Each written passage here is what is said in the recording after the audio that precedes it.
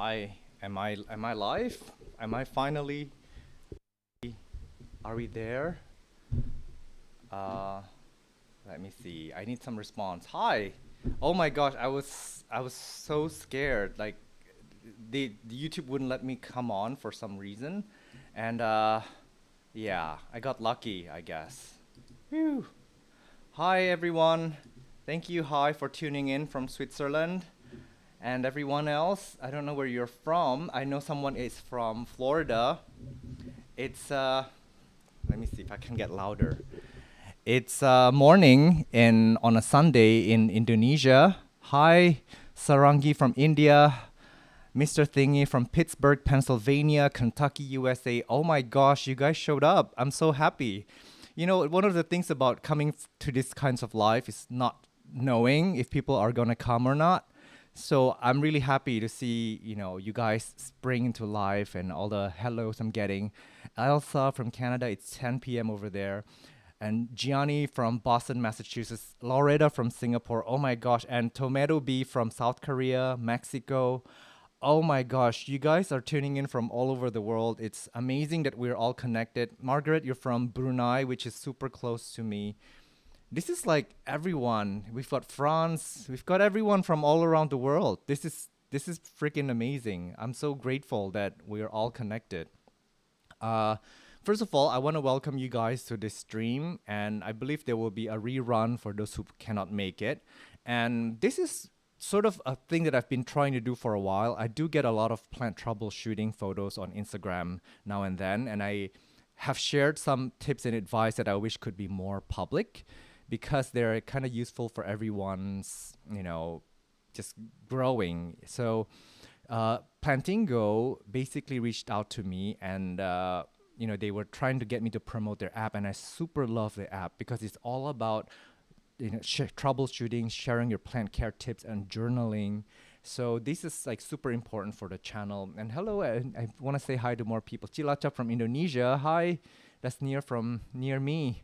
And so please talk about South Carolina Plant Expo. I will be there. Well, there will be a ton of influencers there. First of all, I'm going to say that I'm excited to meet everyone there, and the organizers have been so warm and accommodating. I've never been to South Carolina before, although I've lived in Florida. So I'm excited to see what it looks like in South Carolina. And hello from Canada, Chicago, USA. Thank you, Kimby from South Korea. So this app is actually developed in South Korea, but we also have a diversity of international community hopefully joining into the app more often. I hope that you guys can give this app a try. Honestly, it is more suitable for people with a smaller and a more zoomed in, more focus on the smaller collection. It will give you the best quality care and journaling that you can give your plants. For someone with too many plants like me, it's literally impossible, but I really love the functions of the app. And we're gonna be here for about an hour, so we're gonna end the stream at around 10 a.m. I've got somewhere to be, but I really want to get started here. First of all, I'm slightly disappointed that we did not get submissions from you guys for the troubleshooting. I guess maybe because you've just watched a lot of my videos and you guys are having a lot of success growing your plants, or I hope you guys are not having any trouble submitting your troubleshooting request. But what I'm gonna do today's episode is actually do have some backup plans next to me where I could also troubleshoot my own plants, but I'm gonna pull the historicals. So basically in the admin chat, I can see the past troubleshooting that people has submitted. And in front of me here, I don't know how much we're gonna get to, but we're gonna learn together. And I'm also reading the chat, by the way. So whatever if you have any questions, I'll try to get to you. But one of the trouble here, the first one, is this beautiful Dracaena. It's supposed to be beautiful, but it's seen better days.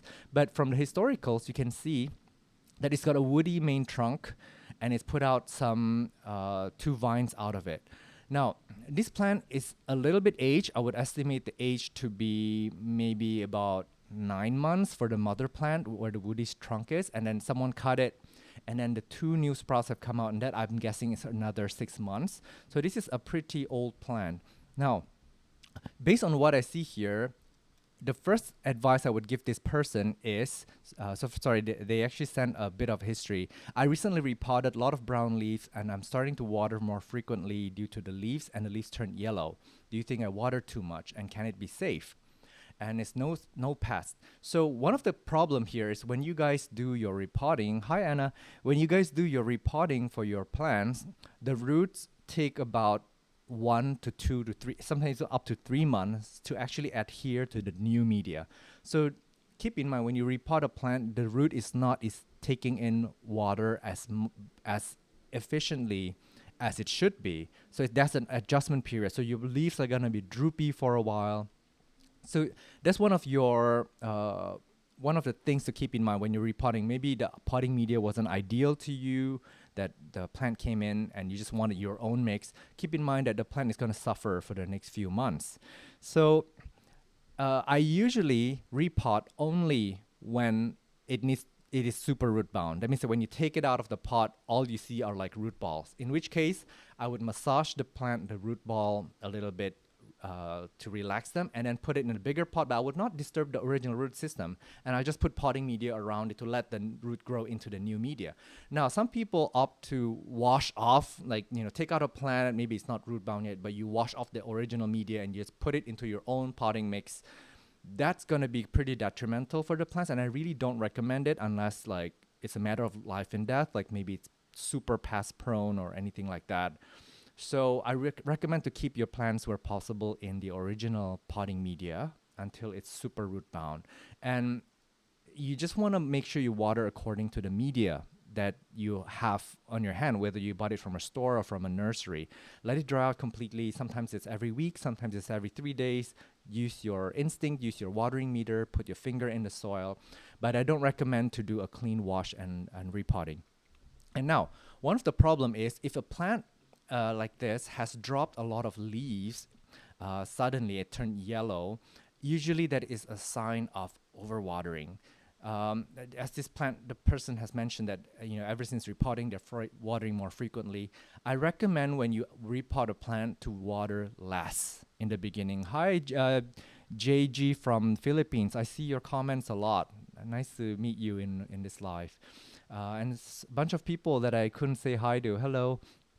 So back to my point sorry, where was I? I'm super easily distracted. So when you repot a plant into a new media, no matter what the media is, water less initially because the roots need to feel around. It needs to adhere to the media. If you just keep watering the plant and the roots are not absorbing the moisture well, because it takes time for the roots to adhere to the media, then you're drowning the plant. So it is most likely your plant is getting suffocated. Your roots actually need oxygen. So when plants drop a lot of leaves, it's a possible of two signs. One is it's too much water. In this case, I think the roots are maybe a little bit drowned. Or number two, it could also be too little light. When you have too little light, the plant is not processing all that water, is dropping a lot of leaves. Conversely, if you're worried that after repotting you might have underwatered it, underwatering, the sign would be dropping droopy leaves, but then you will also see brown crisping. That's when you know that you have underwatered a plant. But when a plant is yellowing, it's rapidly aging the older leaves. It's sacrificing the older leaves. It's stressed out, so they will turn yellow and fall off. And in this case, what I recommend this person to do is check the roots, number one. But two, I don't know, this plant to me is a little bit weird in the shape as it is. I would start over. If you know me, in my channel, I like to propagate plants and start over and just have them look more beautiful. So plants that are propagated in our environment are more likely to do well. They would adapt well. So what I would do in this case is I would take off the two top cuttings, stick them in water, and then get them to root and start them over. You might end up with two plants. And then if you want to get it back to this shape, it might take you another year. So you want to grow it out, and then you want to chop it, and then you will let the bottom branches vine out a bit more. But I think this plant shown here, it's a little bit too far gone possibly, but I mean there's still room to salvage it. So maybe more light and back off with watering. Now, let me look at the chat again. I'm going to scroll through to see if there are any interesting interesting troubleshooting that we can do. Okay, so this is another one. So by the way, for those of you joining, you can also tune into Plantingo app. And if you have any questions or plant care help, you can submit it to their resident botanist who can take care of you. But then you do need to be a premium member, and there's instructions on my channel, on my past video, on how you can get free 3 months membership. Totally commitment, no commitment, and you can just join with the OnlyPlants code. And here, this is a Philodendron Xanadu. And first of all, I want to correct them that this is probably a Somatophyllum, not a philodendron, but they're kind of cousins. They're in the same family. And taxonomy has been moved back and forth between Philodendron and Somatophyllum, but they have slightly different care. I'll share in a bit. So the leaves have spots and yellowing on it, and they water when the soil is dry, and it was neglected for a long time, but it was outdoors. Okay, so let me troubleshoot this for a second. Now, the Somatophyllum Xanadu, honestly, in my care, has not been the easiest plant to take care of. For me, it's super slow growing. But Somatophyllums, generally speaking, they like more light than philodendrons. And Jamet, sorry, I'm going to interrupt this real quick because I'm going to lose this in the chat. Jamet said, how do you deal with thrips? Over a year now. Jamet, I'm assuming if you don't have any pets or children in your collection, I recommend a more systemic approach. I don't know if like a slow release pesticide is available in your area. Where I am, I do use carbofuran, and I don't really advertise it too much, but it is quite effective. So you would put a little bit on the top of the soil, but it is dangerous to pets and children who might ingest it. And then they would slowly over time release the pesticide, and it will kill all the pests that are in the soil, in the roots, and all the way up to the leaf, because it will uptake the pesticide up to the stem and to the leaf. So any pest on the plant will just die off. Or, I don't know, I have to do some research. If thrips is a kind of, it's affected by neem oil or not, you could also do a neem oil soil drench. Now, with pest control, what you want to do is you want to treat it once, you want to spray pesticide on it once, or neem oil, wait 7 days, 5 or 7 days, and do it again, because a lot of these pests, their life cycle is like 12, 14 days. So if you've killed them, killed the adults for now, the next batch of eggs is going to hatch in like a few days time. So you got to do it at least twice. Honestly, if you are on top of your plant game, you do a routine pest control, I think they should be gone. But thrips, I heard, are a little bit more difficult than the other pests. I personally had no trouble with thrips before, so I'm blessed that way. But yeah, I hope that you manage to deal with thrips. You just need a really, really strong approach with your pest control, and again, repeat it in the next 5 to 7 days. Sarangi asks, hi Sean, in the past week I've had to repot 4 plants because of ants in the soil. It's summer here and I water my plants daily. Is there a way to prevent this? Now, there's some reasons why there's ants in your soil. Usually ants are in your plants because they have a symbiotic relationship. If it's a philodendron, check the leaves to see if there's extra floral nectaries. It's likely that the ants are there and they're consuming sugar directly from the philodendrons. I don't know many other plants that do this, but it's generally the philodendrons. So the ants have a good relationship with the philodendrons, and then the ants will protect the philodendrons from pests. Conversely, and this is more likely the case, the ants are there because they're harboring mealybugs. So they are bringing the mealybugs to come over. Mealybugs can exist in the roots, so you can check for white fuzzy things in the roots or on the leaves or on the stem of the plants. So the ants will put the mealybugs there. The mealybugs will eat the sugar from leaves, from the shoots, and then the ants will eat their poop, which is sugar for the ants. So that's the only reason why ants are in your plants. I don't know other reasons, because for an ant, the potting media or the soil is not really the ideal place to set up a nest. They're there because there's an advantage for them to be there. So you can also put some pest control. I know you're from India, if I'm not wrong. I don't know if carbofuran is available in your area. Maybe put a little bit on the topsoil. It kills every organism. It kills ants, pests, birds, and pets. So just be careful if you have pets around you. Ants in orchids. Oh, Deborah asked interesting questions. I'm actually not very good with my orchids. I'm looking at my orchids now. A lot of them haven't bloomed. I would also say check for mealybugs. I don't know if why ants would be around orchids unless your orchids may be in bloom and there's nectars that are feeding the ants. Other than that, the ants prefer other place. Carbofuran. I'm gonna type it here, Deb. Carbofuran is a slow release pesticide. But in the case of orchids, because orchids are epiphytes, you might want to use something else. You might want to use something that's spray on, and that could be a variety of different products. Would check with your local gardening store because every country, every region has different pest pressures. So they would know what pests are in your area and what spray to recommend for you. Now, back to my Thaumatophyllum Xanadu question. So this person is showing a picture of a slightly, I would say, diseased leaf. If you see the dots on the leaves, the yellow dots, this is probably fungus or sometimes even bacteria. Now, I'm not a scientist. There's no way for me to find out what pathogen this is, but bacteria and fungus are different organisms entirely. They're in a different kingdom entirely. But what really works is neem oil. Neem oil is actually antimicrobial, which means that it works against bacteria and fungus. So what I would do is soapy water with neem oil, spray it on the leaves, shoots and roots, drench the entire plant, underside and on top side of the leaves.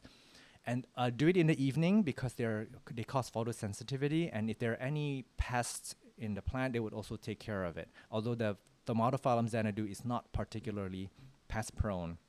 So this kind of fungus or bacteria are spread by wind or by rain or even by contact. If you're touching it, you should wash your hands in between because it can spread to the other leaves, but then they're relatively manageable. With the old leaves, there's nothing you can do about it. The damage is permanent, but when you have done the spray and you've taken care of it, the new leaf should be clean from these yellow spots, but it takes a while for them to respond to treatment. It can take up to 6 to 9 months. So the subsequent new leaf might still be a little bit infected, but it will be fine. It just takes time. And one other thing is that usually plants are more susceptible to these kinds of infection when they have a lowered immune system. Now, when I say immune system, I don't mean like a human immune system, but a healthy plant would have a better defense against infections. So this means good nutrients, and that means a balanced fertilizer when you have an NPK ratio. It means a good growing condition when they're not stressed out. And then I have to share one thing. Based on what I see in this picture, the Xanadu seem to be a little bit etoliating. That means that the petiole, as you can see from the plant, are stretching out a bit towards light. And that brings me back to my point when I said earlier that Thaumatophyllums and Philodendrons have slightly different care, is that Thaumatophyllums tend to like a lot more light. Some Thaumatophyllums, but not all, are full sun plants, which makes them really wonderful for gardens and gardenscape. So this, in this case, I would say that the plant may be a little bit stressed. It may be trying to reach out to get more light. So the thing I would recommend for this person to do is to give it more light, but they actually can survive. Don't get me wrong, they can survive in lower light conditions. They may not live the best life. And one other thing with Thaumatophyllums is that they are pretty difficult to propagate, but I've done it. I forgot to do a video about it, which reminds me I should probably get to it. You can cut the main stem. The main stem will be like super round, super thick if you look at it. But you can chop the top off and then just propagate the top in water or in soil. And then in the bottom, make sure that wherever you make the cut, it's still fresh stem, not the woody old stem. And you will see 2 or 3 babies sprout from where you made the cut. So it's actually for Thaumatophyllum Xanadus, I really recommend to propagate it because they look so beautiful when they're very bushy. They look beautiful, like in a massive like clump in a pot. I've seen that sometimes used in landscaping and things like that. So let me read through my chat while before I move on. My Anthurium viterifolium variegated new leaves keep melting off. Is it common? Is it currently in chunky soil mix? So the Anthurium viterifolium is one that really, really, really hates water. And as a variegated plant, it does need more light. Now I have one somewhere up there in my garden, and I gave it less than ideal light. It's my fault. I knew that that plant was not getting enough light, and I left it there, and it turned back to green. It lost its variegation, but I have combated a few, sudden dropping of the leaves, and it's just a plant that is very easy to rot. So I would give it really good light. And if you see in some of the plant shows, a lot of viterifoliums are mounted on planks with a bit of moss, kind of like the way you would grow orchids. So the viterifolium is one that is a true epiphyte. And imagine it's got this pendulant growth. It looks like a necktie. It's going to suggest that this plant wants to be up on something. It's not a plant that grows terrestrially on the ground.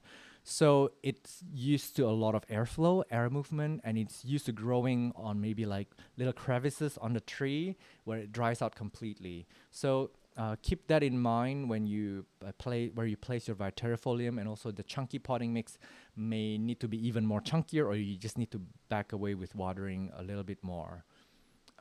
And then in Loretta said, we use Sparkle G in Japan. And Sparkle G is also used in Singapore, if I'm not wrong. So check, if you're not sure about pest control, check with your local garden store. There will definitely be options. Again, for me, I split it into three different categories for pest control. One is natural, which I use neem oil. There are other plant oils that you could use. I might even... This might be a bit controversial and untested, but what you can do is use soapy water and maybe like a drop of like peppermint essential oil, because peppermint essential oil is also a heavy pest deterrent. And soapy water, a lot of the pests that have an armor, like even mealybugs or a scale, when you wipe soapy water off it, it will destroy their armor and then rendering them exposed, and then they will die off. And then just that one drop of peppermint essential oil will also help deter some pests from coming to it. But check with your garden store. There are other natural means. And then the second would be your slow release pest control, where you put it on the soil, and this is usually a chemical, so over time it would absorb it into the plant. And the third one would be to spray it on. So it'll be a chemical spray. And I do recommend for your pest control to alternate. If you guys are using a pest control and it's not successful, it might mean that the pests in your area has been immune. I mean, sometimes when you use the same control over and over again, the pests might get used to it, and a small population might just develop immunity to it. So it's good to change brands and change methods once in a while. Hi, Starship Giorgio from Puerto Rico. Thank you. Okay, I'm going to move on to the next plant. And then this is another one. I believe this is a spatiphyllum, but this is a question you typically would get from the botanist. And then the person asked, does she look sick to you? This is I believe a Dieffenbachia or a spatiphyllum. It looks like a spatiphyllum that is mint. Okay, let me see in the historicals in the chat to see what. Oh, I just got her. She was repotted before I brought her home. I let her bottom water this morning, and her leaves look a little crunchy. Okay, now a few things. First of all, oh yeah, and CL commented on an insecticidal. So, by the way, I have an episode up on the channel where I show a bar soap recipe. So I did make a pesticidal bar soap for plants, and that's because I am a professional soap maker. But you can also make DIY natural oil pest control. And what he mentioned here, peppermint, tea tree, those are some of the oils that are pretty pest deterrent.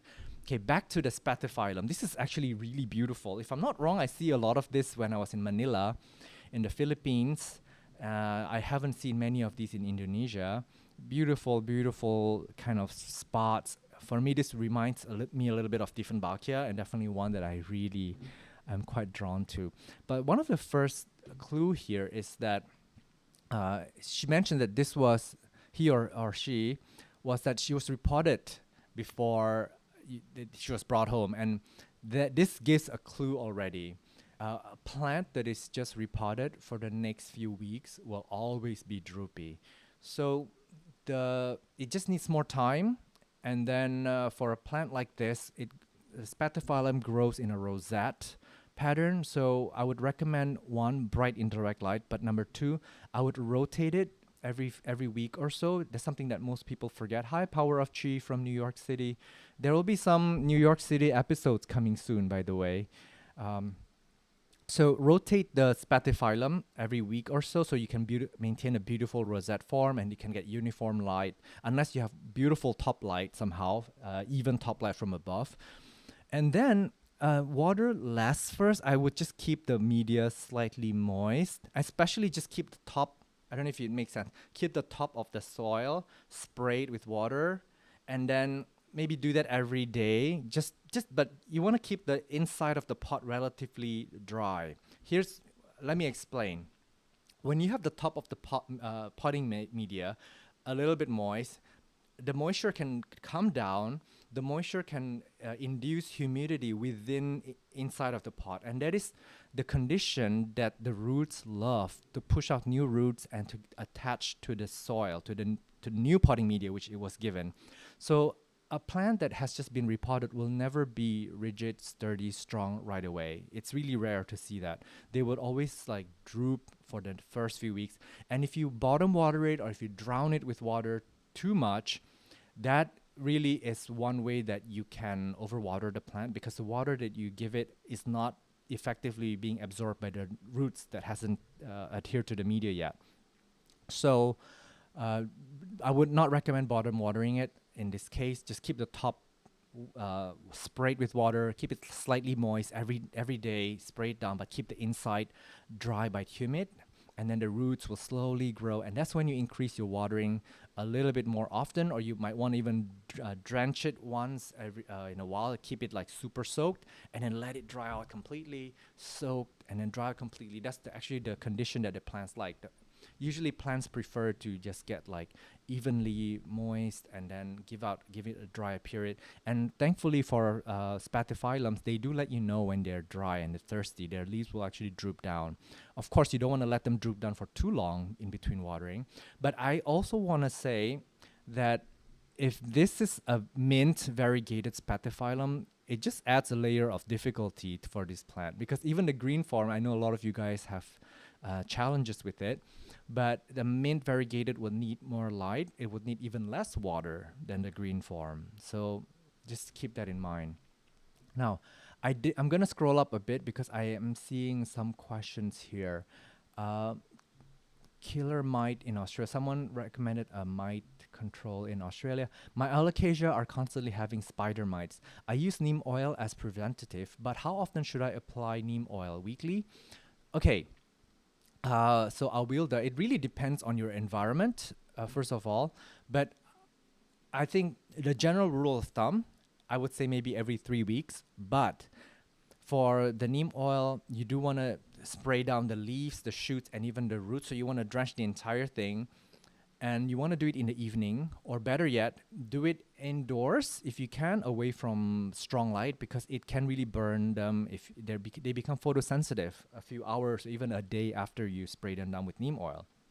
Now, after you spray them down with neem oil, wait a week and spray them down again, and then skip ahead to 3, 4, or 5 months later, because you do want to break the life cycle of the spider mites.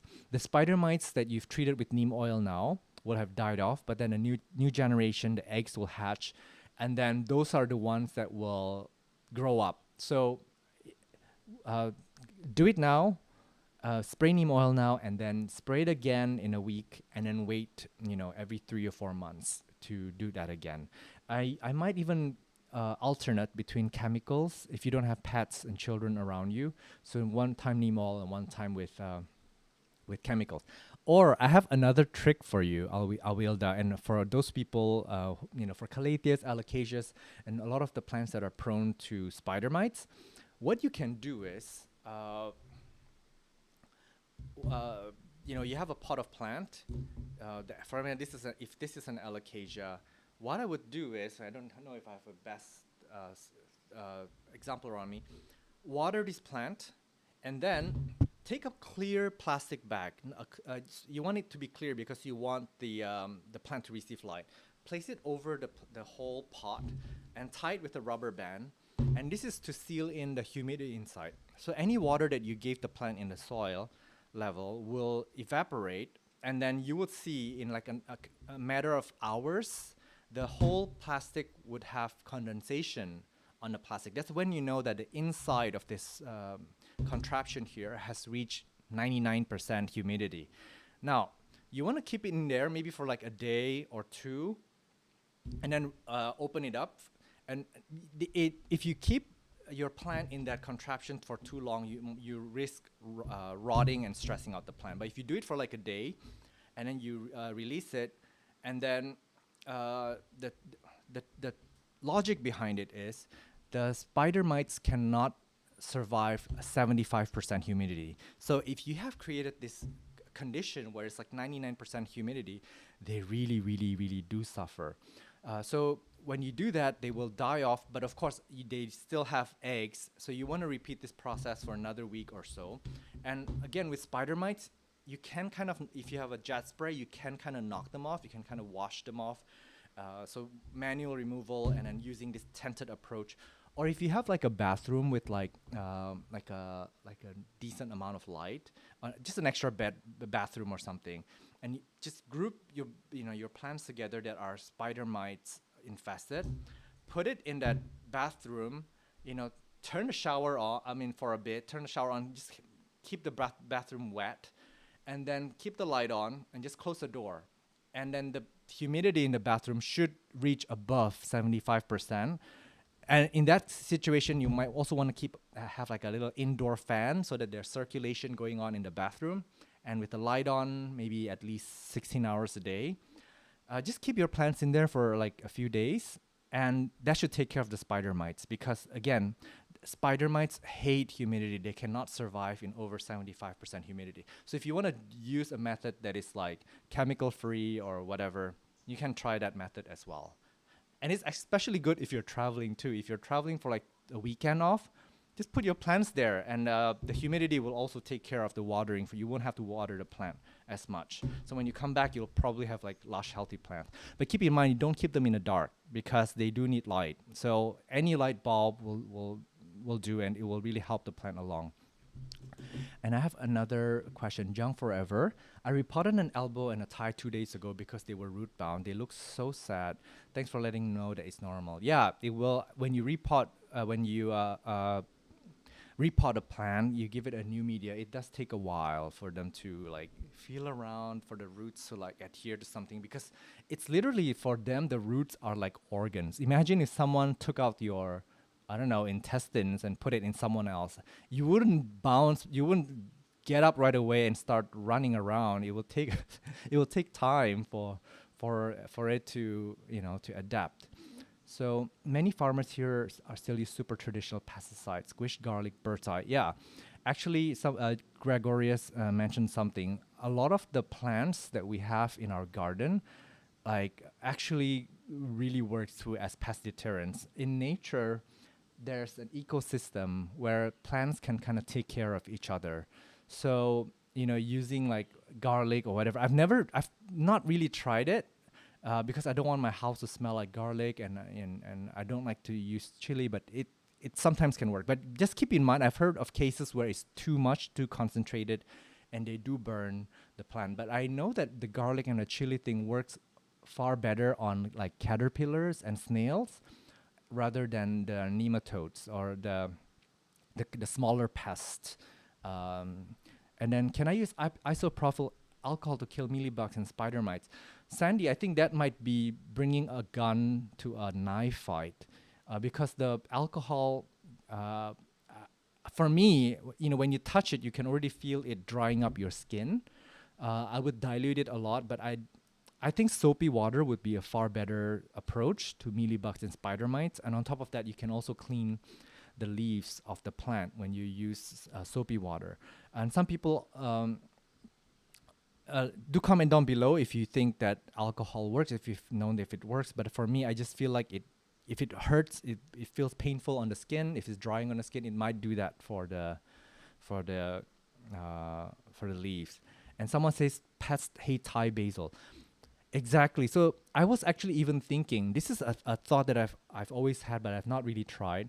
You know, in let's say for a garden like this, what happens if I actually diffuse essential oils in here? Like, you know, there are a lot of essential oils that are pest deterrent. Like, pests literally hate them. So uh, I'm also an aromatherapist, by the way, and I'm not gonna get into the science of it, but when we smell something, it is actually the molecule of that something, whether it's, I know I don't want to be gross, but like if it's poop or whatever, what you're smelling is not actually the smell of the poop. You're actually smelling the poop itself. There are fine molecules that goes inside your nose. So like when we diffuse essential oils, all these volatile, is it VOCs, they're released into the air, and then these small particles really for us, it just smells pleasant. But for a pest that small, that smell, that molecule is actually big enough, and it's big enough to deter it from, you know, taking over, from thriving in that plant. And Young Forever said soap can burn foliage too, right? If you dilute the soap, I have not seen the case where it burned the foliage. Although I've seen cases where if you're rubbing the soap too violently on the leaf, you might damage the leaf because there are some sensitive parts of the leaf. And I personally have been responsible for that myself, especially the velvety leaf type plants. What I recommend for soap is you just spray it on, and then you use a jet spray to, you know, to kind of wash off the soap if possible, or use a spray bottle and just kind of clean the soap away from the leaf. Try not to rub it, or if you have to, use a soft damp cloth and very, very gently tap on the leaf. So yeah, some people think that they can just soap away like you do with your skin when you're showering. You can't do that really with leaves. It's just better to spray it with the soap, maybe leave it on for like 5 minutes. And Jamet asked, do you have to wash Nemo off later? No, you don't. I actually leave it on. It's good for the plant. But again, keep in mind, you do want to dilute it. If you're not diluting it or you're not mixing it well, when you put neem oil and water does not mix. This is why we add soapy water to neem oil. Shake it well. Make sure that the oil and the water has been, I think the word is saponified, where it's the oil and the water somehow bind together, and it's bind together by the soap. Because again, water and oil do not mix. So make sure it's mixed well. Because if you have like a speck of like neem oil, because you didn't mix well, the neem oil staying on the leaf, it might actually cause damage to the leaf. But if you have diluted it well and you have sprayed it evenly, it's absolutely okay to leave the neem oil on the leaf. In fact, it's recommended because that's where it's doing its magic of like protecting the plant and keeping it safe from the pest or killing any pest that is in contact with it. And the thing about neem oil also, when you drench the whole plant with soapy water and neem oil, the roots are taking in the neem oil, and the neem oil is actually carried up onto the stem and into the leaves. So a lot of the pests, for example, there's pests that are leaf miners? The pests live inside the leaf. So anything you spray on the surface of the leaf would not kill the pest. But when the neem oil is taken in by the plant, it's absorbed into the root system, into its entire body, that pest will be killed off too. So the best way for neem oil is not just to spray the leaves, but also to drench the whole pot of plant with the neem oil so that the roots can actually take it up. But I do want to say again, when you do that, the roots take like, hours, maybe even a day to absorb the neem oil and distribute it into the plant. Now, neem oil, I want to reiterate that neem oil is also very photosensitive. So the next day, if your plant is getting direct sunlight or bright indirect light, you might actually burn the plant. So whenever you have sprayed a plant with neem oil, I recommend to quarantine it, move it away from the window, give it just a little bit of light, but not enough for it to burn. So just move plants away for the next 2 or 3 days after you've treated it, if you can. I don't do it, but if you can, back away with light just a few days after. Now, Carrie Ann asked, does neem oil have negative effect on velvet leaf and thrips? No, I have not find it to have any problem. I have a lot of velvet. I'm looking at it now, and we do spray it down with neem oil. There's absolutely no problem. Carrie Ann says, I'm getting, I guess thrips is a popular pest overseas. I have not really had issues with thrips. I'm using neem and horticulture soap, and I don't know if it's damaging the leaves or if the thrips. I would say try it. And for thrips, I think you really do have to drench the entire potting media and the roots down with neem oil. If anything, I would say that the neem oil might damage the leaf surface when you spray it on the leaves, because the velvety leaves are a little bit more sensitive. But if you spray it in the soil level and it's taking up into the roots and everything, it should be better. But try it. Try one. I mean, I have a lot of velvet leaf anthuriums, and some of them are actually quite cheap. Like, you know, I have a lot of clarinerviums around. So I would experiment with the pot and see what happens first. And Mr. Mar says, is it okay to use neem oil in the evening? In fact, you should only use neem oil in the evening. You should not use it in the morning. If you use neem oil in the morning, the afternoon sun might scorch the plant. It is advisable to use it in the evening. Yeah. So we've got 10 more minutes. I'm going to do maybe one more of the troubleshooting. Oh, this looks like fun.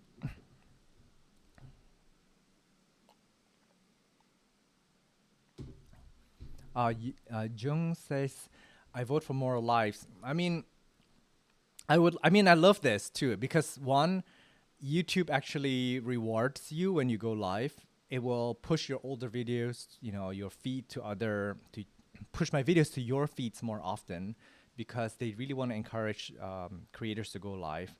And number two, when I do these things, I don't have to edit it. So I can just interact directly with you guys. And then I will upload this video as a, you know, so other people who miss this can watch it later in their own time.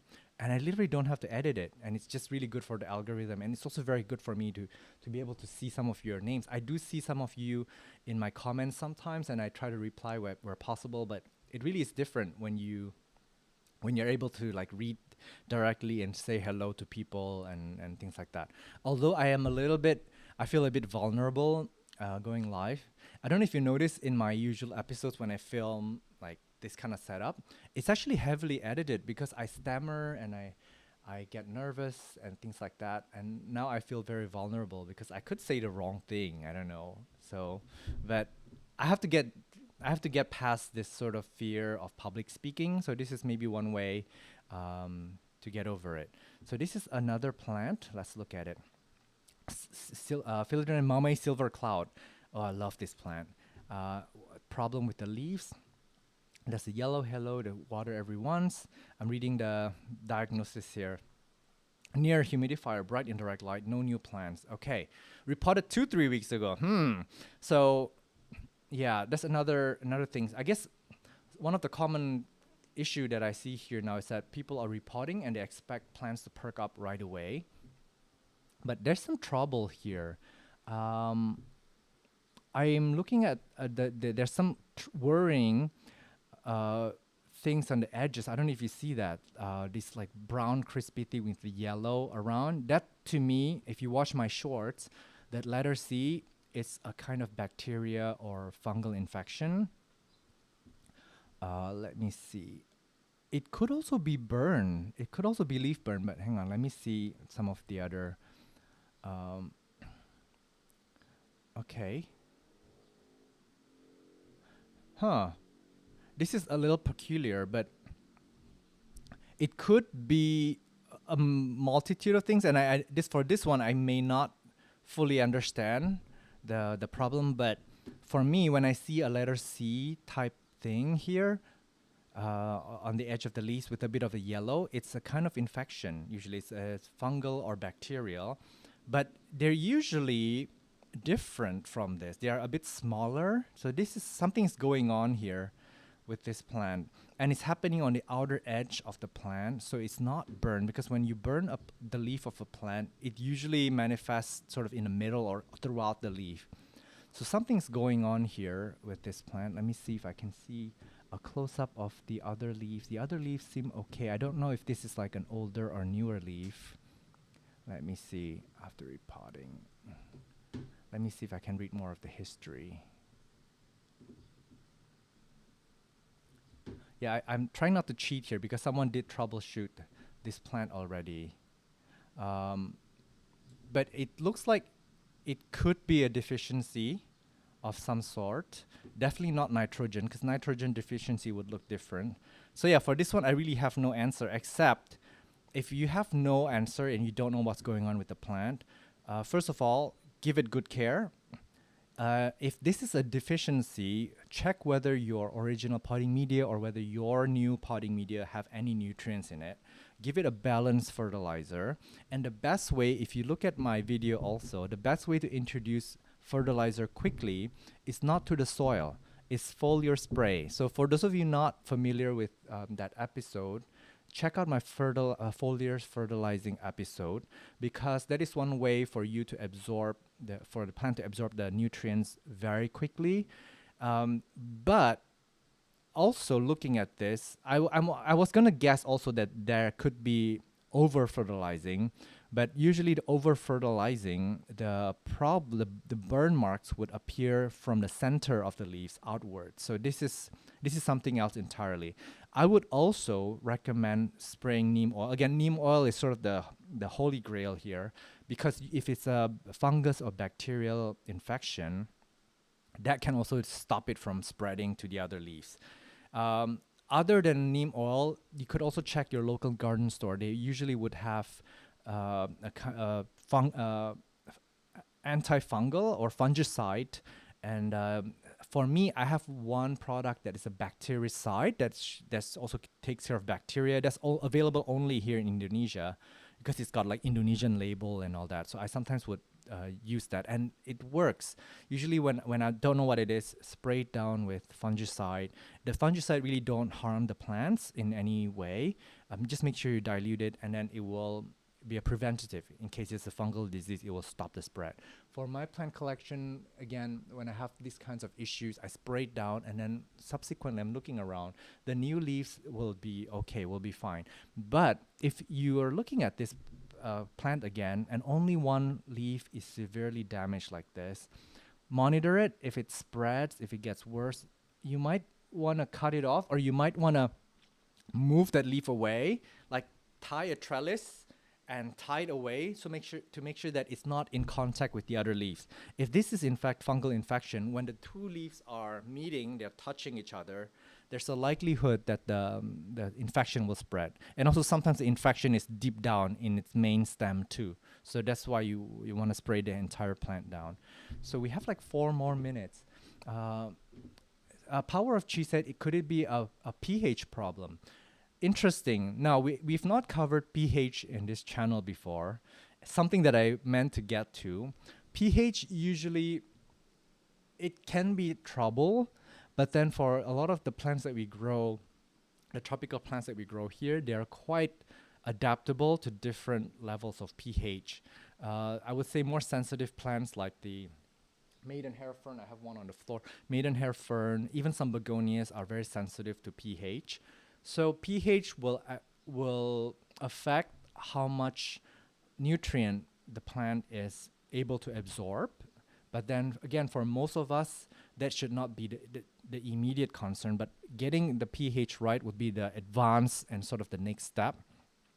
For me, just a bit of a spoiler, I've been figuring out a new potting media. And in the new potting media, I actually started to ferment the media. And when you ferment the media, it makes nutrient absorption more effective. And well-fermented media will have a more balanced pH value. And I also have been adding mycorrhiza and other organisms into my soil that is naturally occurring in nature. So I'm going to share that video soon. It's a little bit advanced, and it might be overwhelming for some of the newer growers. But this really will help the plant absorb nutrients very, very, very effectively. So be on the lookout for that. But it could be a micronutrient deficiency too, and that one, honestly, I'm not qualified enough to answer. And this is a very, very unique case indeed. Um, and let me see. Any advice from growing Monstera albo aurea rooted cuttings? I received cuttings of each a few months ago. So far, the initial leaves look great, but no regrowth yet. So when they are rooted, I'm assuming they're rooted in water or maybe in media, and they do take a while in the beginning to take off. So my biggest advice is not to overwater because even though it's rooted, the roots are still sensitive. So where possible, keep the media humid, keep it lightly moist, and the media hopefully have some air movement around it. You don't want it to dry out too completely either. It's a very delicate time.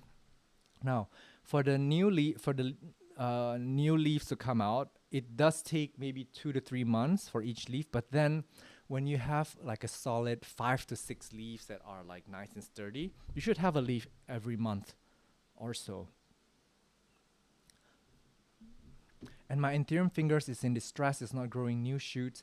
I would say check your roots first. I'm guessing the fingers is the I forgot the name. Starts with a P. But plants should always be growing. This is how plants work. They don't just stop growing unless something is inhibiting their growth. So it could be that the roots might be damaged, dried off, or rotted off. It might be lack of light. It might actually be pest pressure. So check for pests on the leaves and also in the root system. When you have pests, it inhibits the growth of plants. Burnt leaves means it doesn't like direct sunlight. Not necessarily. A lot of things can burn the leaves too. First of all, the most easiest way to burn the leaf is from light. But when you have too much chemicals on it, when you have too much nutrients introduced to the plant, that could also burn the plant. So it's a chemical burn usually, but naturally, like neem oil can also burn the plant, or other like alcohol and other things. Could it be the type of water she's using? Maybe this too much minerals. That's also possible. Power of chi, but minerals in water, I think that might manifest a little bit differently from this. So I guess it's 10 o'clock. I do have some. I have to water my plants. Today's my gardener's day off. I gotta water my entire collection. It takes about 2 hours, and I have a lunch appointment. So I do have to let you guys go. Thank you so much. I don't know how many people are logged in. It doesn't say. But thank you so much. I appreciate all of you for joining me on these lives. And I hope to do more, and I hope to do different formats of live. And it's been nice. Yesterday my episode was a bit frantic. I don't know if you've seen. Oh my gosh, did someone just like donate $10? Thank you so much. Oh my gosh. Influence aesthetic. This is really amazing. Check out yesterday's episode. I was, frantically putting together an episode in this China plant exhibition. I'm halfway done, but then I was like, there's no way I can finish this because there's a lot of translation work. I turned off, the mic was off for half of it, so I have to do a voiceover. But that episode is crazy. It's insane. That's like, like now, we have the Monstera white lava. They actually have the yellow lava in China. This is just a preview for you guys. They have a ton of like mutations and therium hybrids that will blow our mind. Like these plants have never been exposed in Western social media before. So that episode will be very mind-blowing. I can't wait to show it to you next week. It's going to be beautifully produced, heavily edited. So I appreciate everyone's patience. And last week, yesterday's episode was actually me frantically just like putting something out there for you guys. But it ended up being very good because it gave me time to reflect on what's going on and what I'm planning to do. And it gives you an update on what's happening as well, what to expect.